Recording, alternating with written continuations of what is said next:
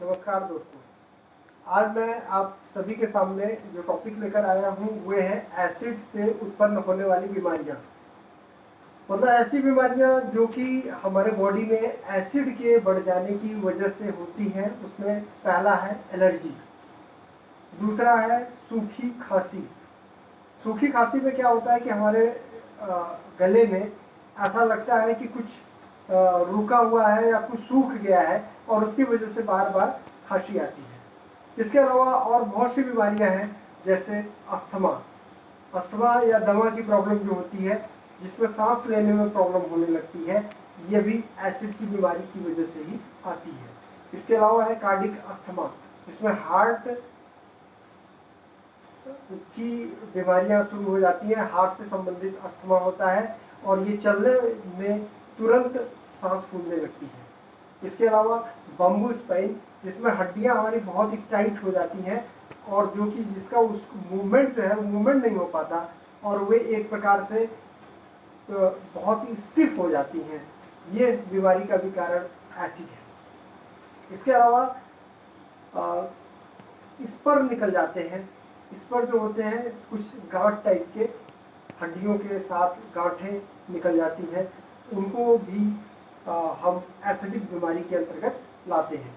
इसके अलावा cervical spondylitis में जो हड्डियां धीरे धीरे करके गलने लगती हैं, ये चाहे सर्वाइकल की हो या फिर लंबर में भी इस तरह की प्रॉब्लम आती है, उसका भी कारण एसिड होता है। इसके अलावा बालों का झड़ना, हाइपोथायराइड, जिसमें कि एसिड जब ज़्यादा बढ़ जाता है तो बालों में जो उसकी जो क्वालिटी है उसमें चेंजेस आने लगते हैं और बाल हमारे जल्दी जल्दी झड़ने शुरू हो जाते हैं। हाइपोथायराइड भी एक एसिडिक बीमारी है, जिसमें हमारे बॉडी के जो ग्लैंड्स हैं उनके एक्टिवेशन प्रोसेस कम हो जाते हैं और काम करने की क्षमता में कमी आ जाती है।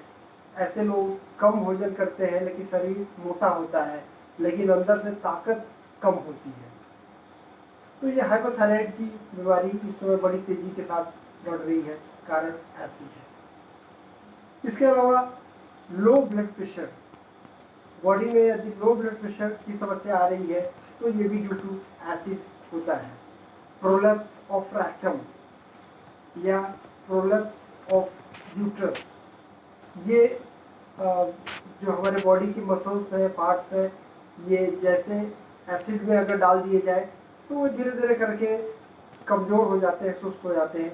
इसी तरह हमारी बॉडी में जब एसिड बढ़ जाता है तो ये चीज़ें धीरे धीरे बीमारी के रूप में इंडिकेट होने लगती हैं। एक और बीमारी है स्किन डिजीज से संबंधित, जिसका नाम है सोरियासिस।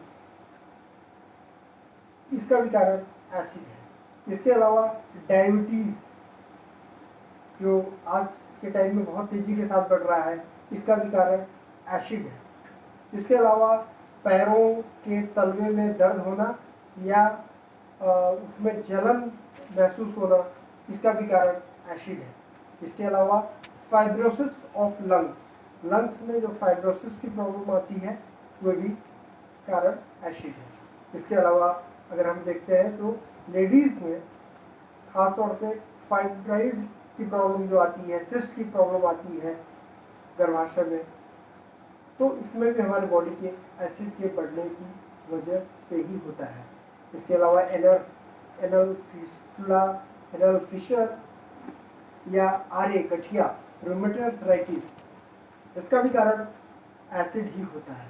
तो इस तरह की जो भी बीमारियां हैं, इनके अलावा अगर हम देखें तो पाइल्स, जिसे कि बवासीर कहते हैं, या यंग एज में बच्चों को जो पिंपल्स निकलते हैं, इसका भी कारण एसिड है।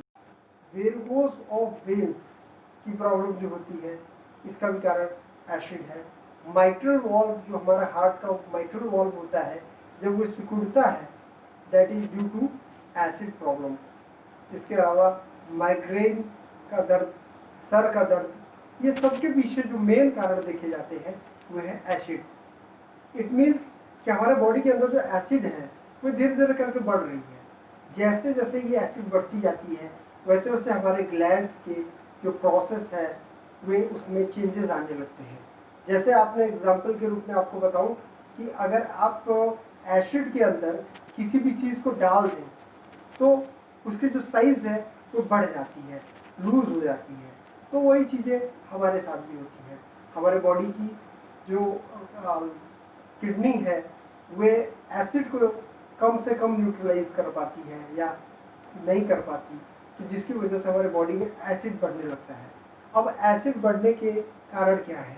एसिड बढ़ने का सबसे बड़ा जो कारण देखा जाता है वे है कि हम अचार का यूज़ करते हैं अपने खाने में, या खट्टी चीज़ों का यूज़ ज़्यादा करते हैं, नींबू का यूज़ करते हैं। तो ये सब जो है जब हमारे बॉडी के अंदर जाता है तो धीरे धीरे करके एसिड बनने लगती है। लेकिन एसिड अगर स्टमक तक स्थिर है तो बढ़िया है, लेकिन यदि ये स्टमक से बाहर हट के किसी और जगह जाकर ट्रांसफ़र होने लगी तो उस कंडीशंस में ये हमारे लिए नुकसानदायक हो जाती है।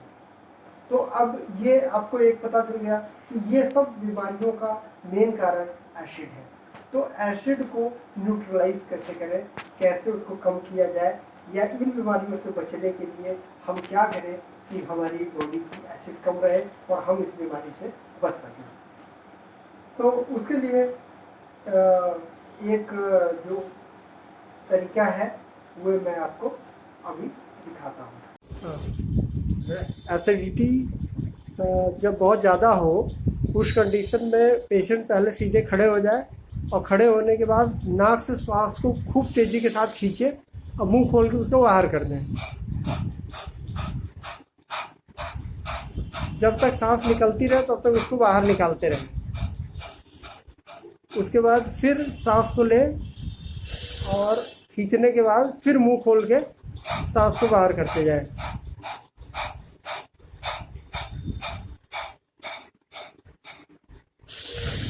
फिर लें और फिर सांस को बाहर करते जाएं।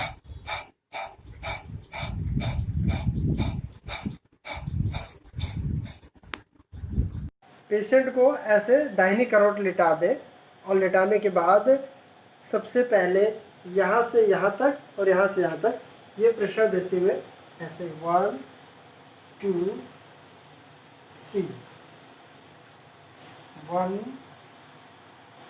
2 3 ये 3 पॉइंट पे थोड़ा देर रुकेंगे, फिर आएंगे इधर 1